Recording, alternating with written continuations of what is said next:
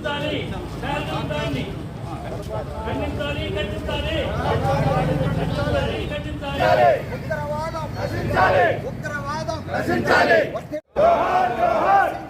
ఉగ్రవాదం నశించాలి దాడిని ఖండించాలి ఉగ్రవాద దాడి ఖండించాలి ఉగ్రవాద దాడిని ఖండించాలి ఉగ్రవాద దాడిని ఖండించాలి ఉగ్రవాద దాడిని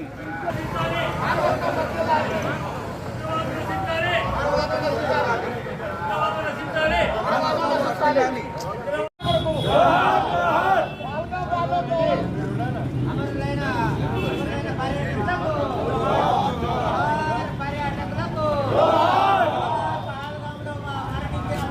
పర్యాటకులకు ఉగ్రవాదం నశించాలి మానవత్వ వర్ధిల్లాలి ఉగ్రవాదం నశించాలి ఉగ్రవాదం నశించాలి ఉగ్రవాదం నశించాలి ఉగ్రవాదం నశించాలి ఖండించాలి ఖండించాలి పాల్గొంటాన్ని ఖండించాలి ఖండించాలి ఖండించాలి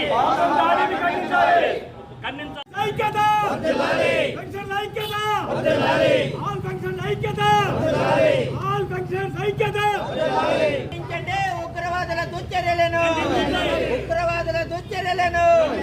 శిక్షించాలి ఉగ్రవాదులను వెంటనే శిక్షించాలి ఉగ్రవాదులను వెంటనే జోహార్ అమరవీరులకు జోహార్ పహల్గాం అమరవీరులకు జోహార్ పహల్గాం అమరవీరులకు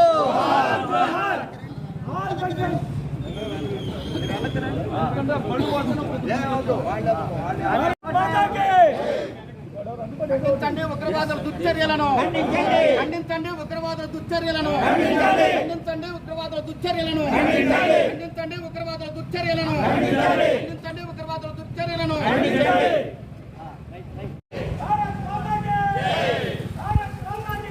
కూడా ప్రశ్నించకుండా పిట్టల్ని కాల్చినట్లుగా 28 మందిని పొట్టును పెట్టుకున్నటువంటి ఆ ఉగ్రవాదుడు వారి ఒక ఇద్దరు భార్యాభర్తలు అతి చిన్న వయసు వారు అప్పుడే ఒక రీల్ కూడా తీసుకున్నారు. మరి ఇంత జరిగినప్పుడు మరి పాకిస్తాన్ సంగతి మనందరికీ తెలుసు. మనలో 4వ వంతు కూడా మనందరికీ తెలిసిందే ఏప్రిల్ 22న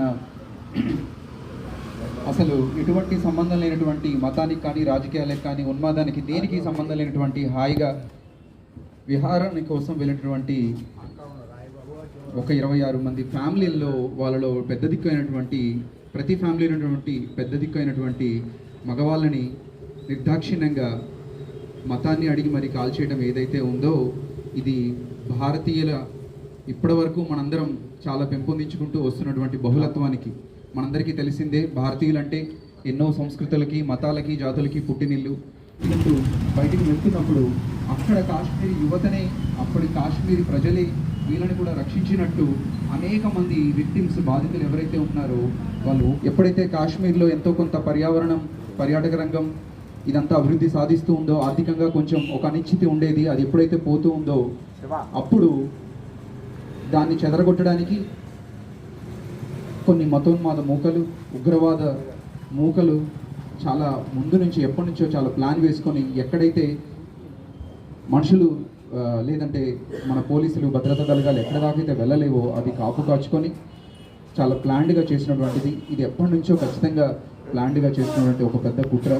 దీన్ని మనందరం ఖండిస్తున్నాము. అవకాశం ఇచ్చినటువంటి అందరికీ మరొక్కసారి మనస్ఫూర్తిగా కృతజ్ఞతలు తెలియజేసుకుంటూ అలాగే శ్రద్ధాంజలి ఘటిస్తూ ముగిస్తున్నాం.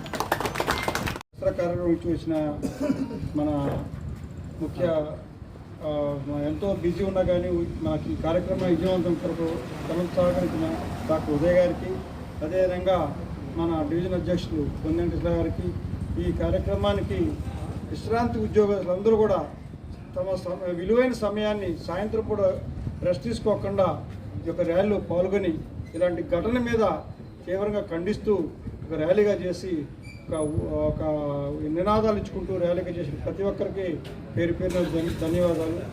మన దేశం జాతీయ ఒక సమైక్య దేశం అంటే ఇందులో ముస్లిమ్స్ ఉంటారు, హిందువులు ఉంటారు, క్రిస్టియన్స్ ఉంటారు, బౌద్ధులు ఉంటారు, జైన్ మతస్థులు అన్ని మతస్థులు ఉంటారు. కానీ ఇన్ని మతస్థులతో మనం చాలా ఐక్యంగా ఉంటాం.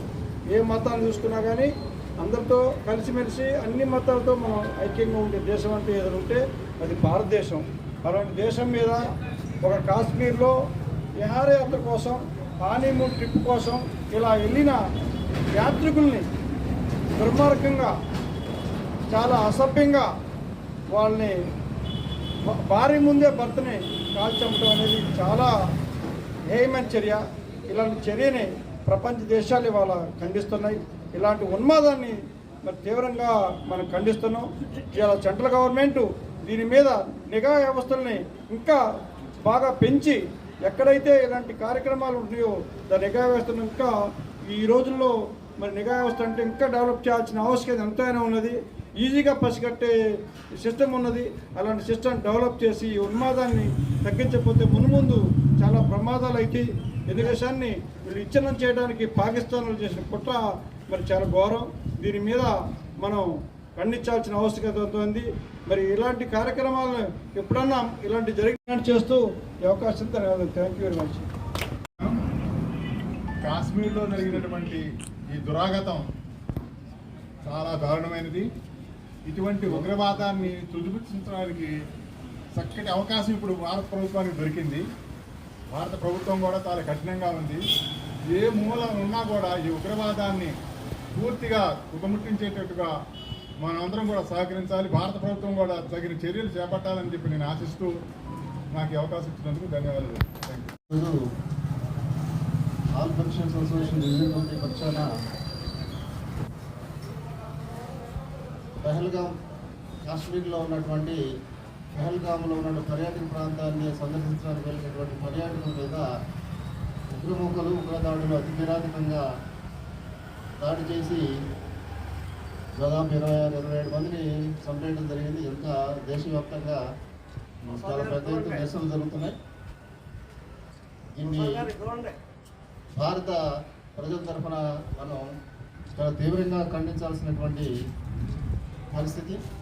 ఇట్లాంటి సంఘటనలు పునరావృతం కాకుండా భారత ప్రభుత్వం కఠినమైనటువంటి చర్యలు తీసుకోవాల్సిన అవసరం ఎంతైనా ఉంది. ఇప్పటికే భారత ప్రభుత్వం ఆ తరఫున కఠినమైన నిర్ణయాలు తీసుకుంటూ ముందుకెళ్తుంది.